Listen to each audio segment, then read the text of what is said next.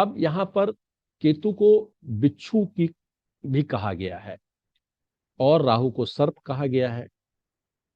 देखिए, राहु के कार्य करने का तरीका क्या है, धीरे धीरे। देखिए, सर्प जब कभी भी किसी को डसता है तो उसको पता नहीं लगता है। जब तक उसे ये ना बताया जाए कि सर्प ने तुम्हें डसा है, संभवतः सर्प के डसने का उसको एहसास भी नहीं होता, उसके जहर के फैलने का। बहुत धीरे धीरे धीरे धीरे जो है फैलता है, पता भी नहीं लगता। उसे पता लग जाता है तब उसको लगता है अरे हमारा जहर फैल रहा है। तब कुछ उस पर एक्शन होना शुरू होता है या उसको महसूस होना शुरू होता है। केतु क्या करता है कि बिच्छू की भांति कार्य करता है। बिच्छू का क्या तरीका है, बिच्छू आता है झटके से, और आप जब कभी बिच्छू जब डंक मारता है तो कितनी असहनीय वेदना होती है कि जिसको व्यक्ति जो है नकार नहीं पाता और बर्दाश्त भी नहीं कर पाता है। तो ये केतु क्या है, जब केतु में हमें परिवर्तन देना होता है तो केतु बड़ी असहनीय वेदना देता है। कैसे? देखिए, केतु के कार्य करने का तरीका ये है कि जब कभी भी हम लोग हमारे किसी भी जातक के साथ ऐसी कोई घटना घटित हो जाए जो उसे बुरी तरह उसकी मतलब उसको दुखी कर दे, उसको उसकी वेदनाओं को बिल्कुल हिला करके रख दे, बहुत ज्यादा जातक इतना दुखी हो जाए, इतना दुखी तो समझ में ना आए कि क्या करे ना करे, और उसे बिल्कुल जो है जैसे सब कुछ छोड़ देने की इच्छा करती है। कभी कभी ऐसा नहीं होता है कि हमारे जैसे किसी प्रिय व्यक्ति के साथ कोई हादसा हो जाए, वो ना रहे, या हमें कोई ऐसे काम हो जाए कि हमें बिल्कुल उचाट हो जाए, हमारा संसार से भौतिकता से बिल्कुल हमारा मोह भंग हो जाए। तो केतु उस प्रकार की घटनाएं हमारे जीवन में घटित कराते हैं, और उन घटनाओं के माध्यम से केतु हमें जो है डिटैच करते हैं। मतलब इसीलिए केतु को जो है ट्रांसफॉर्मेशन का कारक कहा गया है, पूर्ण परिवर्तन, पूर्ण परिवर्तन का कारक। ऐसी ऐसी घटनाएं केतु के रहते घट जाती हैं कि व्यक्ति की जीवन की बिल्कुल दिशा ही बदल जाती है। और दिशा बदलने का आजकल की मतलब क्या है कि पहले वो कितना जो है लोगों से मतलब लालच करते थे या मिलते जुलते थे या जो भी करते थे, और अब क्या है वो बिल्कुल जो है उन्होंने सब छोड़ दिया है। अब किसी से उनका कोई वो नहीं, खाली चुपचाप जो है धर्म और ये सब दान पुण्य करते रहते हैं। तो केतु बड़े तीव्र झटके दे करके वेदनात्मक तरीके से हम लोगों को भौतिकता से दूर करता है। इसीलिए केतु को जो है मोक्ष का कारक कहा गया है। हम लोग ध्यान दें तो हमारे मीन क्या है, हमारे नेचुरल जोडियाक का द्वादश भाव है। द्वादश भाव व्यय का कहा गया है, क्षय का है, शरीर का क्षय है। सुंदर शब्दों में उसे मोक्ष का भाव कहा गया है।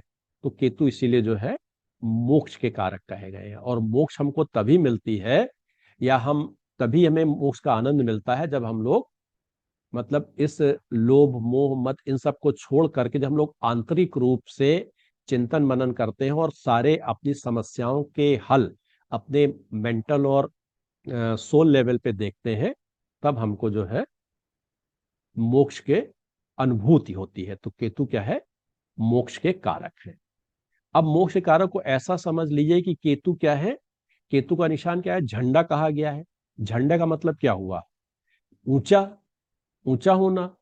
ऊंचा होने, ऊंचा कौन होगा, ऊंचे का मतलब धरती से ऊंचा होना।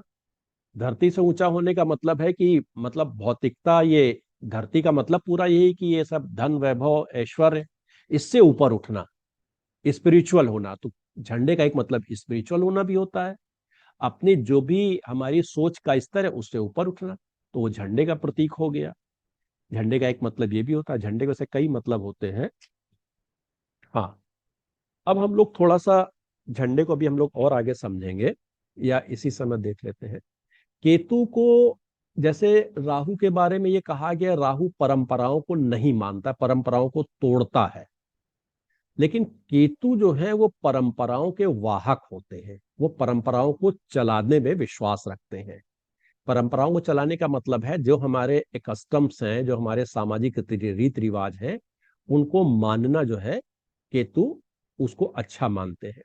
और केतु परंपराओं के वाहक है, इसका मतलब ये भी होता है कि जैसे वंश परंपराओं को आगे बढ़ाना है ना, तो सभी प्रकार की परंपराओं को का पालन करना, जो भी हमारे समाज की दैनिक या कार्मिक परंपराएं हैं उनको आगे बढ़ाना, वंश परंपरा को आगे बढ़ाना।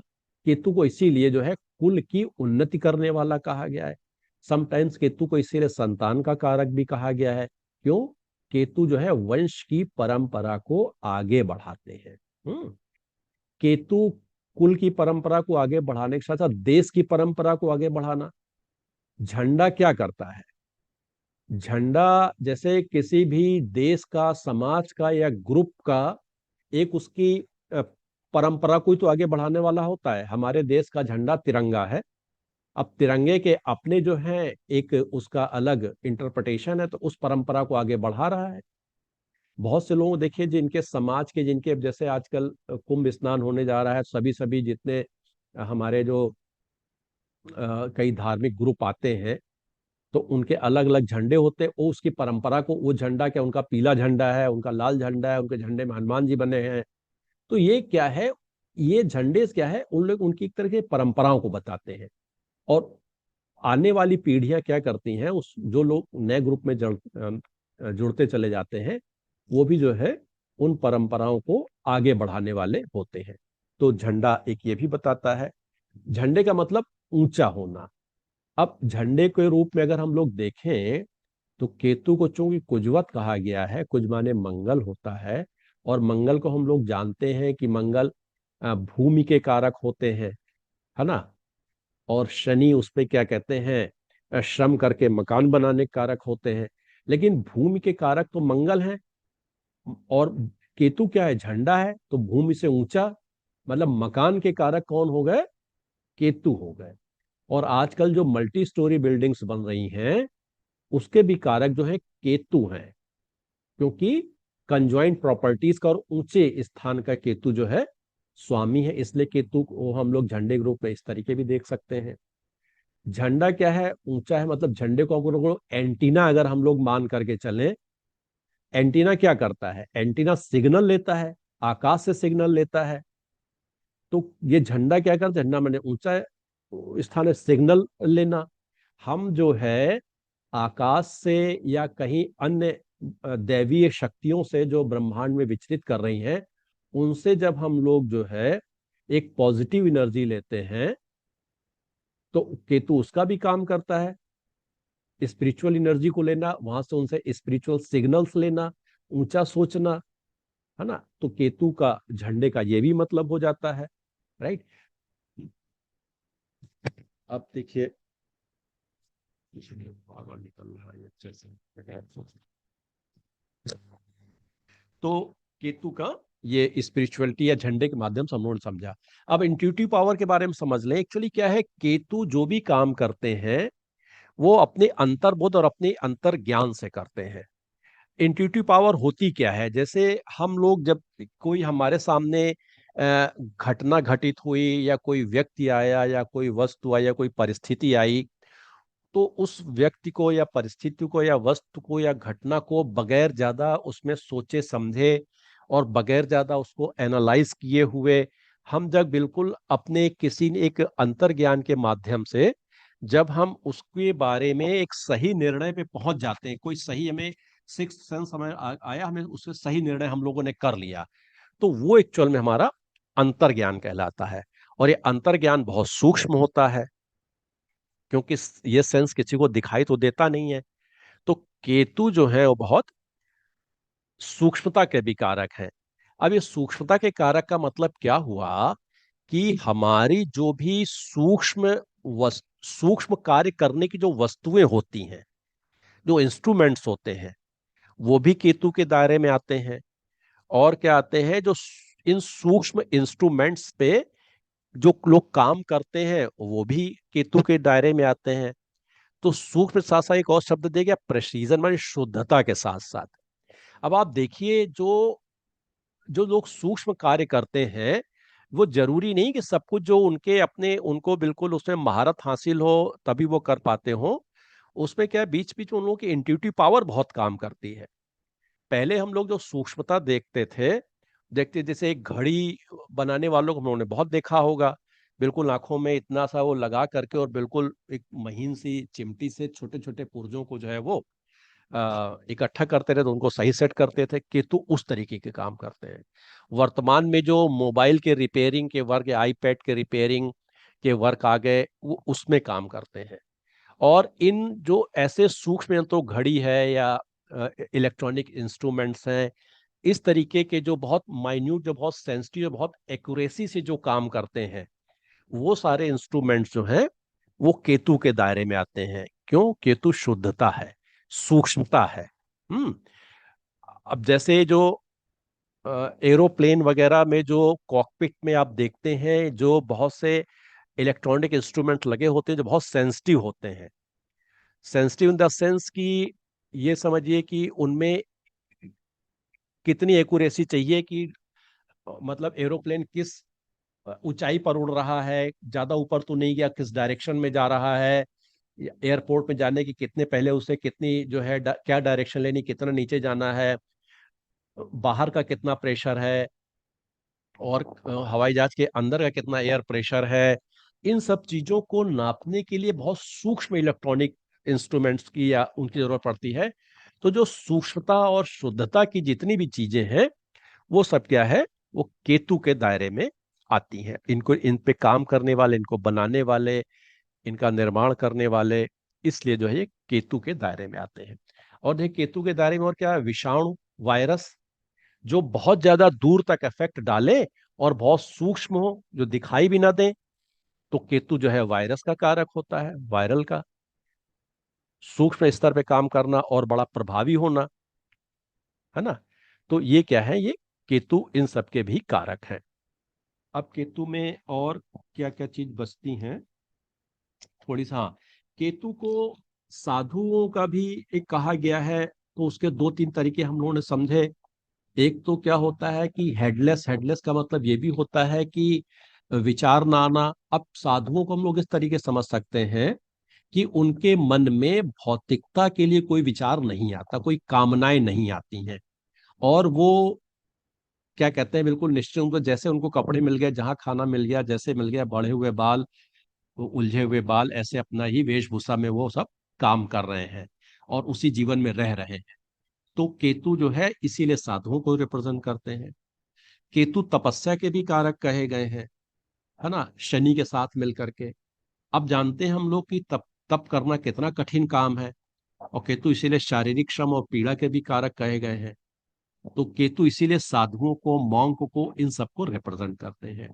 और देखिए कुछ कुछ साधु लोग कभी जो कितना एक थोड़ा सा तंत्र मंत्र, जादू टोना, इंद्रजाल टाइप का दिखाते रहते हैं, करतब दिखाते रहते हैं।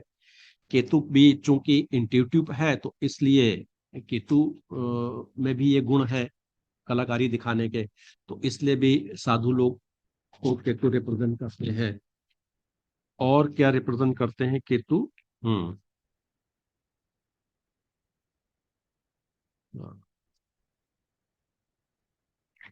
Intuitive power, the season. हम्म।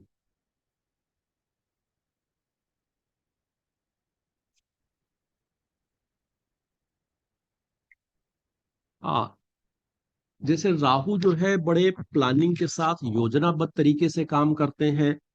केतु जो है, केतु हैज नो प्लानिंग। उनके जो भी काम होते हैं बड़े सडन, अचानक, मतलब आवेशात्मक रूप से होते हैं। हाँ, एक चीज याद है, केतु बहुत सीक्रेटिव होते हैं। मतलब सीक्रेट काम करना, सीक्रेसी बनाए रखना, सीक्रेट काम करना, ये सब जो है केतु के दायरे में आता है। क्यों? केतु के पास क्या है, अंतर ज्ञान है। अंतर ज्ञान मतलब सूक्ष्मता से काम करना, सूक्ष्म चीजों को समझना, सूक्ष्मता से काम करना। केतु को इसीलिए जब सीक्रेसी की बात करती हैं, तो केतु जो है जासूसी के ही बड़े अच्छे कारक माने गए हैं। क्यों? क्योंकि वो जो है सीक्रेसी को ढूंढ लेने की, सीक्रेसी को रिवील कर लेने की, खोज लेने की, उसे उजागर कर लेने की उनकी बहुत अच्छी क्षमता होती है।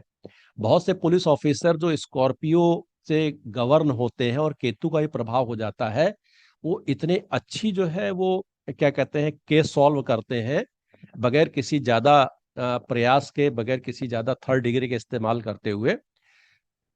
तो केतु सीक्रेसी को रिवील करने के भी कारक है।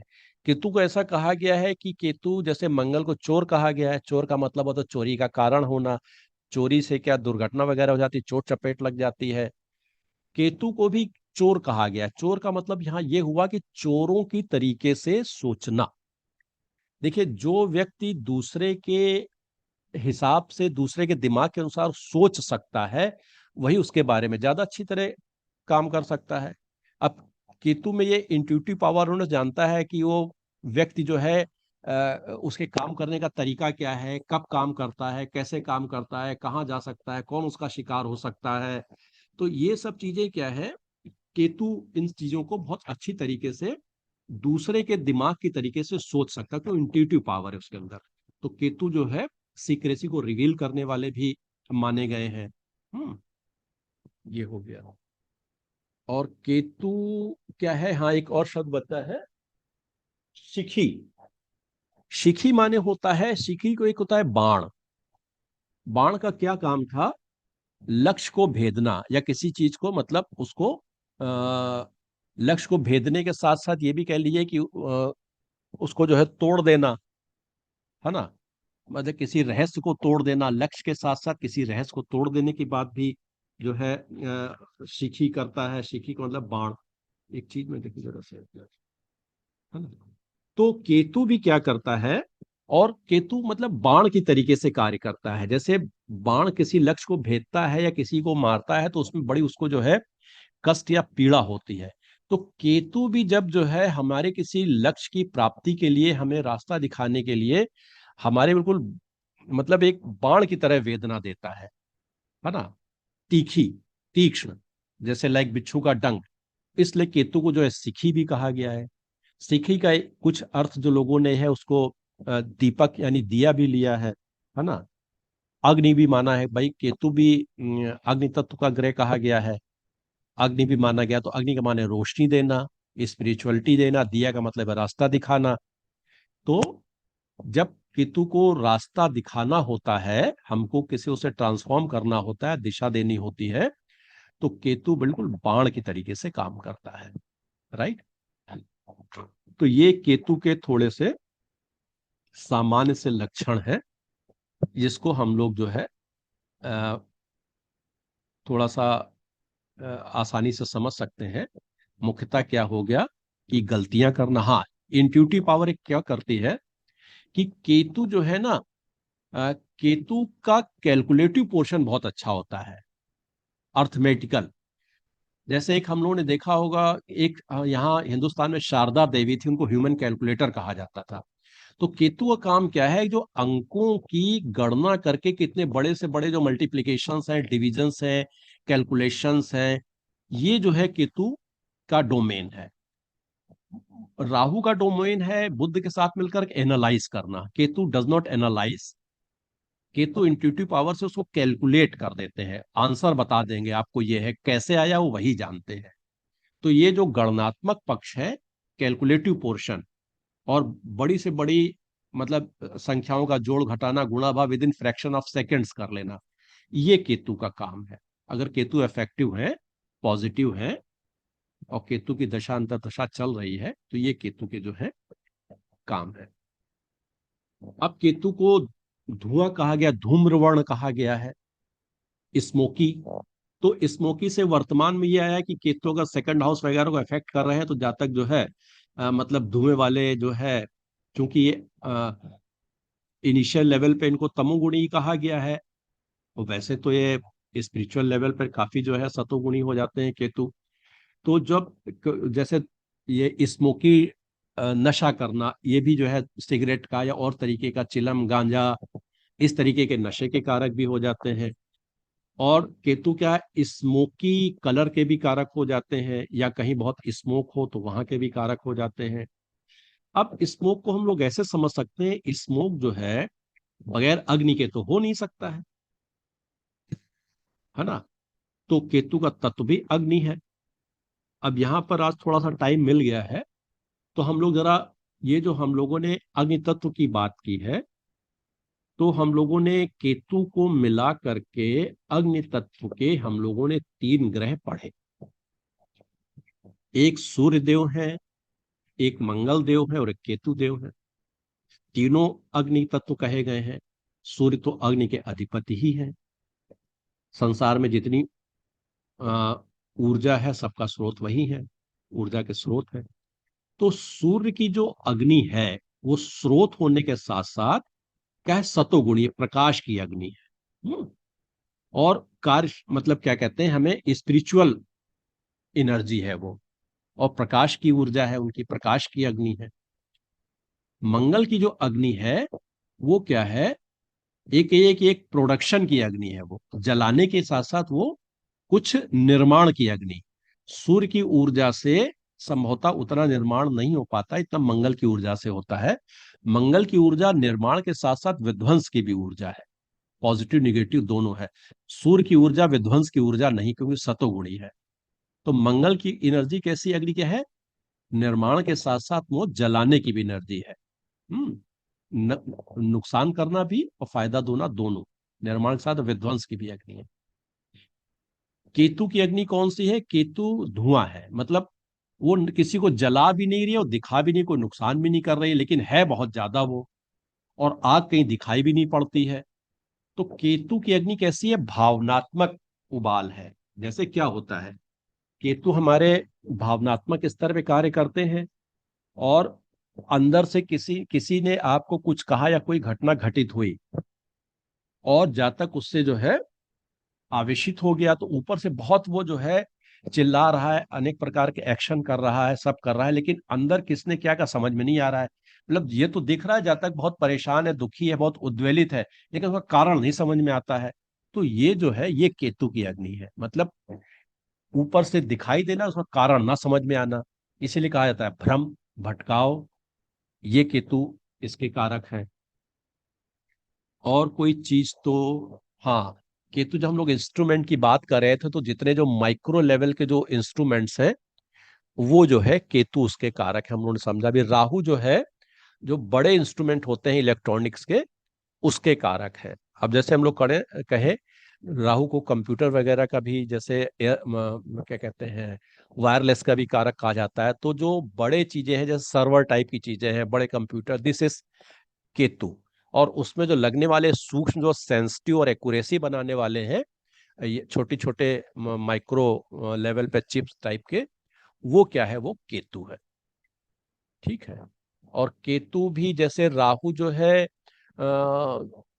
क्या कहते हैं, उसको आउटकास्ट कहा गया है, केतु को भी थोड़ा सा आउटकास्ट कहा गया है। राहु विदेशी है, और केतु कहिए कि उतने आउटकास्ट नहीं है। इस तरह समझ सकते हैं कि जैसे विदेशी का मतलब प्योर विदेशी होना।